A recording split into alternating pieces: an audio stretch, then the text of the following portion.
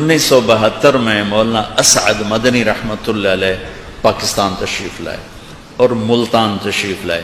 میرا ضلع ملتان ہے، اس کے قریب میرا گاؤں ہے، اور میں 1972 میں 3 چلے مکمل کر کے دینی تعلیم کے لیے اپنے ہی علاقے میں ایک مدرسے میں داخل ہو گیا.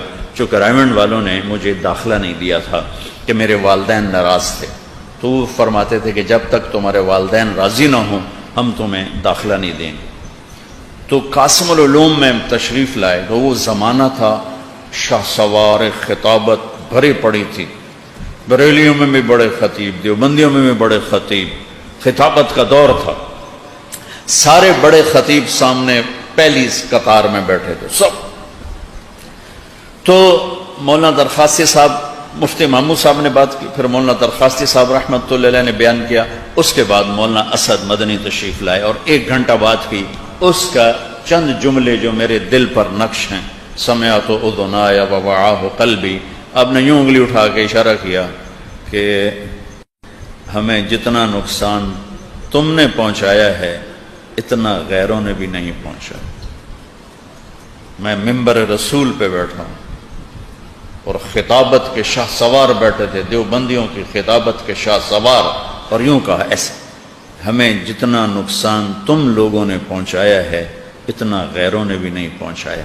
اور پھر فرمایا کہ ہمارے اکابر گالی کا جواب گالی سے نہیں دیتے تھے، تم لوگ گالی کا جواب گالی سے دیتے ہو، تو حق کو باطل میں پہچان کیسے ہوگی. پھر ایک واقعہ سنایا کہ میرے والد صاحب رحمۃ اللہ علیہ ایک جگہ گئے، کسی شہر کا نام لیا، وہ نام بھول گیا.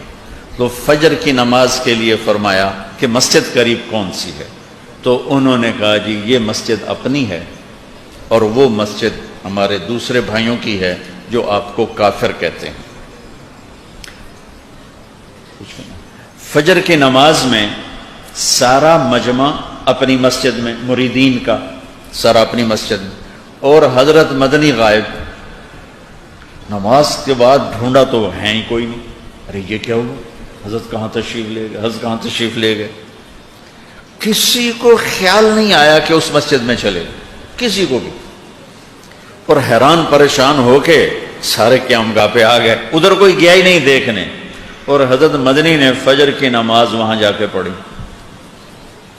نماز کے بعد امام صاحب سے ملے، السلام علیکم جی، میرا نام حسین احمد ہے، میں دیوبند سے آیا ہوں، مجھے پتہ چلا ہے کہ آپ میرے بارے میں کوئی اشکال رکھتے ہیں، تو میں خود حاضر ہو گیا ہوں تاکہ بیٹھ کے بات ہو جائے.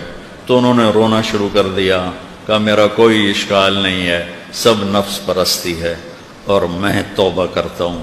انہوں نے اسی وقت ان کے ساتھ چل کے آ کر حضرت کی قیام گاہ پر بیٹھ کے ساتھ ناشتہ کی.